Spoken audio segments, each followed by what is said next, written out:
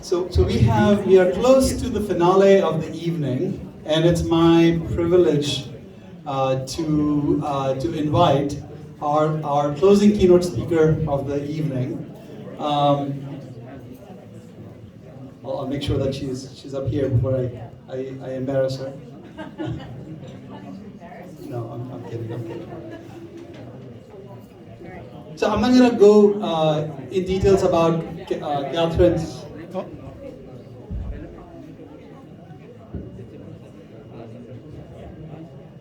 So Dr. Catherine MOHR is a clinician by training, and now she's in the healthcare industry. Works at Intuitive Surgical. She's the CEO of Intuitive Surgical Foundation,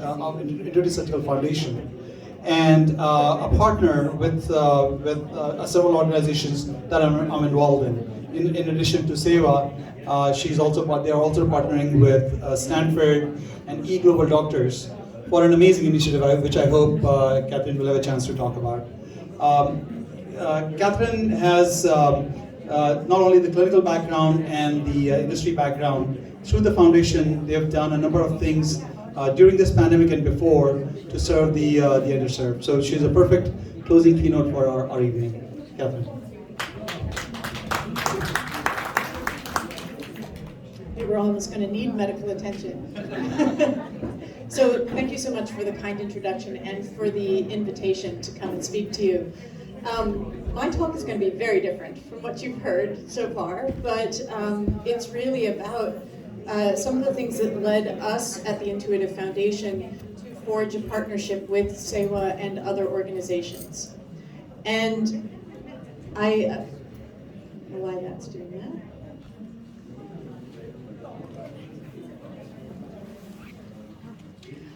I'm going to start with a little bit of a history lesson. I was asked to talk about hope for the future.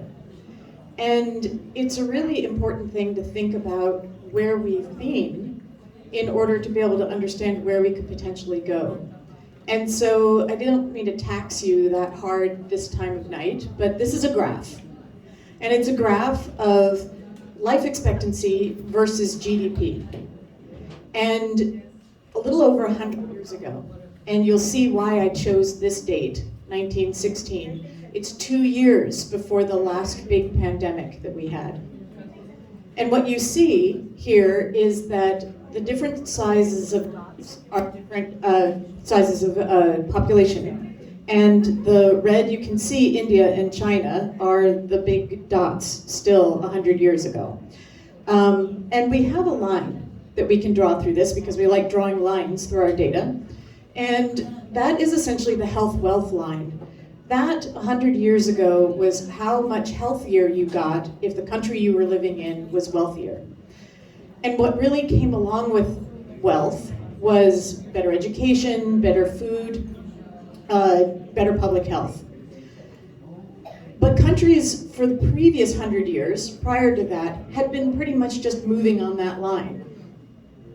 And you'll also notice that most of these countries have a life expectancy below 50, which for a lot of us in the room is kind of a sobering thought, that we would all be well over the life expectancy. So I'm going to run this video forward. Watch for the pandemic in 1918. There it is. The entire world's life expectancy dropped by about 30% over that period of time. This is World War II. And after World War II, something amazing starts to happen. You're watching all of these countries move over that 50-year life expectancy. And what's also really interesting is you'll notice the two big Asian economies, India and China, moved up in health, and then they moved over in wealth. You needed to get healthy before you could get wealthy.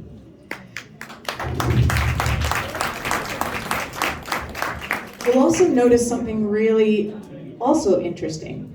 That line flattens out, that health, wealth. The poorest countries on this graph are still the poorest countries today. This is normalized numbers. So if you're still in the sub-Saharan Africa group with a GDP of $500 per year per capita, you still have a life expectancy that's greater than the wealthiest countries had 100 years ago. So what happened?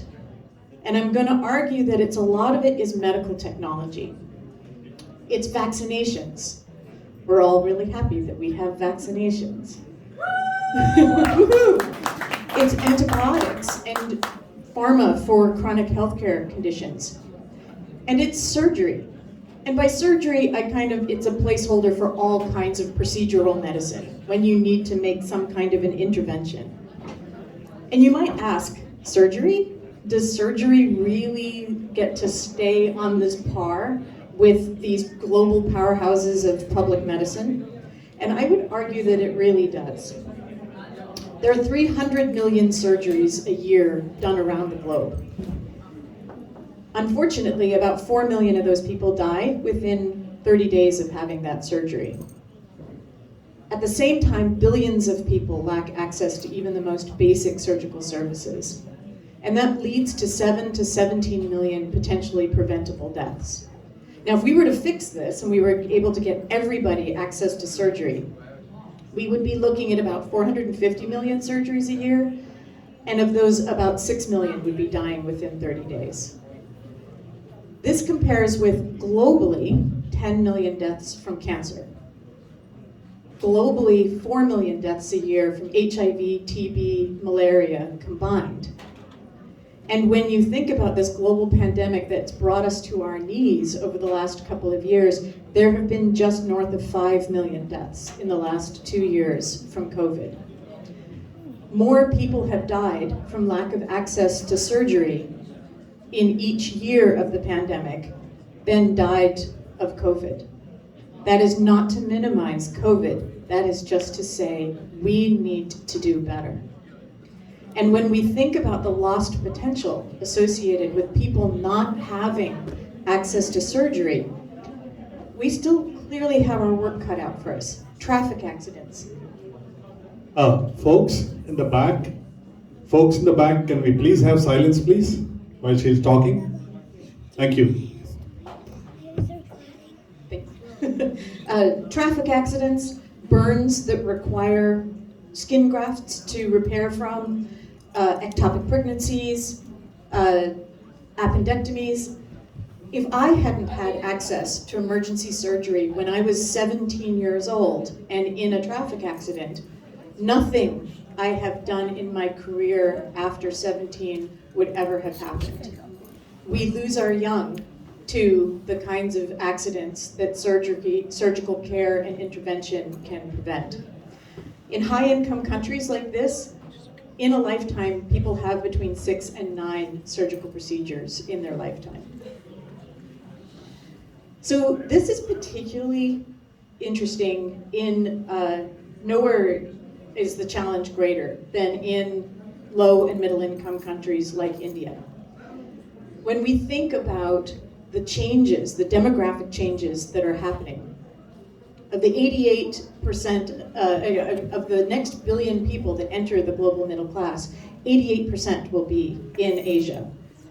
And when you think about 380 million people entering the middle class in India alone, that's more than the size of the American economy coming online in 10 years.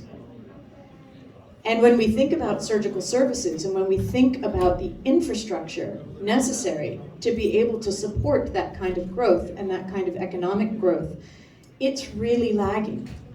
I do quite a bit of work in surgical services in India, and there are 400 super specialty slots available, 400 oncologic super specialty slots, 400 new cancer surgeons every year in India for a population of 1.3 billion people.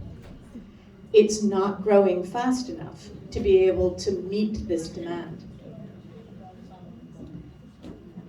And so serving the medical needs of low and middle income countries, it requires medical practitioners, it requires clinics, and it requires equipment in order to be able to do these procedures.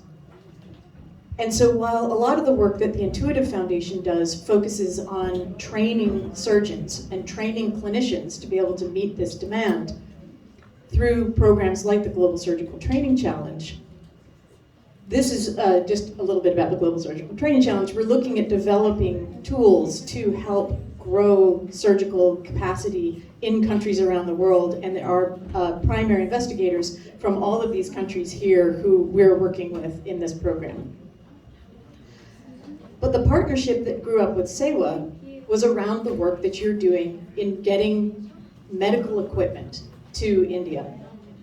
The World Health Organization estimates that 80% of medical equipment in developing countries is donated. Unfortunately, the World Health Organization also keeps tally of how much of it actually gets into use. And only 10 to 30% of the equipment ever becomes operational when it's been donated. This is horrifying for people who are in the business of donating medical equipment and trying to make a difference.